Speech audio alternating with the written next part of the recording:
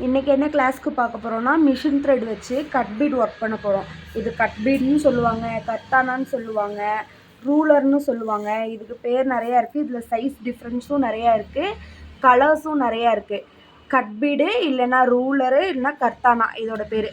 Thread வச்சு தான் நம்ம யூஸ் பண்ணி இதை ஸ்டிச் பண்ண போகிறோம். இதுவே நீங்கள் ப்ளவுஸில் கஸ்டமைஸ் பண்ணணும் அப்படின்னா இதுக்கு ஒரு நரம்பு இருக்குது, அந்த மாதிரி நரம்பு கூட வச்சு யூஸ் பண்ணலாம். ஆனால் ப்ராக்டிஸ் பண்ணும்போது இந்த மாதிரி மிஷின் த்ரெட் வச்சு தான் ப்ராக்டிஸ் பண்ணணும். எப்பயும் போல் மிஷின் த்ரெட்டை ரெண்டாக மடித்து இந்த இடத்துல ஒரு நாட் போட்டுக்கோங்க. அதுக்கப்புறமா பென்சிலில் ஃபஸ்ட் லைன் பண்ணிக்கோங்க. லைன் போட்டு எப்பயுமே ஃபஸ்ட்டு ப்ராக்டிஸ் பண்ணுங்கள். ஒரு லைனில் ப்ராக்டிஸ் பண்ணிவிட்டு அதுக்கப்புறம் நீங்கள் என்ன டிசைன் விருப்பப்படுறீங்களோ அதை ட்ரா பண்ணி அதுக்கப்புறம் ப்ராக்டிஸ் பண்ணுங்கள். ஃபஸ்ட்டு எப்படி ஸ்டிச்சஸ் போடுவீங்களோ அதே மாதிரி ஸ்டிச்சஸும் போடுங்க. எப்பயும் போல் செயின் ஸ்டிச் எப்படி போடுவீங்களோ அதே மாதிரி ஃபஸ்ட்டு பேசிக் ஒரு செயின் ஸ்டிச்.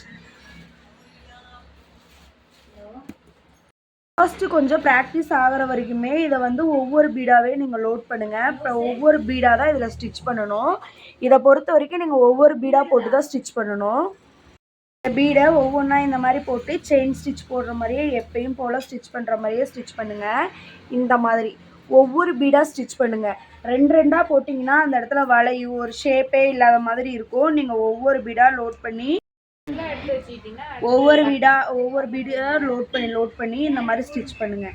ஸ்டிச் பண்ணிகிட்டே வந்தீங்கன்னா லைன் வந்துடும். அதுக்கப்புறமா நீங்கள் என்ன ஷேப்ஸ் வேணாலும் போட்டு இதில் ட்ரா பண்ணலாம். இந்த மாதிரி தான் ஸ்டிச் பண்ணிட்டு வரணும்.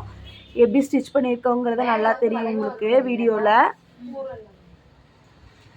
இதை ஒரு லைன் எப்படி போடுறதுன்னு நான் காட்டுறேன்.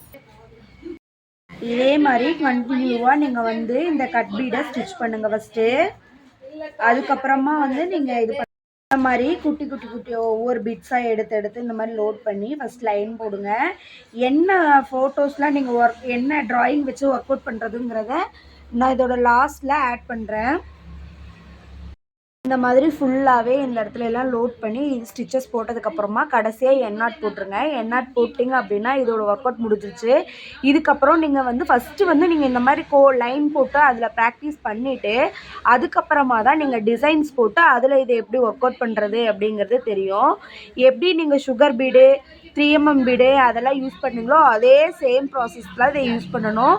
ஒவ்வொரு பீடாக லோட் பண்ணி ஃபஸ்ட்டு நீங்கள் யூஸ் பண்ணுங்கள். அதுக்கப்புறம் 2 பீடாக போடுங்க. ப்ராக்டிஸ் ஆகிற வரைக்குமே நீங்கள் ஒவ்வொரு பீடாக போட்டு ஸ்டிச் பண்ணுங்கள். என்ன பிக்சர்ஸ்லாம் வச்சு ப்ராக்டிஸ் பண்ணணுங்கிறத இந்த வீடியோவோட கடைசியில் நான் ஆட் பண்ணுறேன். கண்டிப்பாக செக் பண்ணி பாருங்கள். டெய்லி கொடுக்குற அன்னன்னைக்கு ஹோம்ஒர்க்கை அன்னன்னைக்கே முடிக்க ட்ரை பண்ணுங்கள். அப்போ தான் சீக்கிரமாக ஒர்க் அவுட் பண்ண முடியும், ஆரி ஒர்க்கும் கற்றுக்க முடியும். தேங்க்யூ. இதோட கிளாஸ் முடிஞ்சிச்சு. இப்போது நான் கடைசி 2 ஃபோட்டோஸ் இதில் ஆட் பண்ணியிருக்கேன். ட்ரேசிங் சீட் வச்சு ட்ரேசிங் எடுத்து இந்த ஃப்ரேமில் இருக்க கிளாத்தில் டிசைன் பண்ணி அதில் கத்தானா ஒர்க் பண்ணுங்கள். இந்த 2 டிசைன்ஸை ஃபஸ்ட்டு ஒர்க்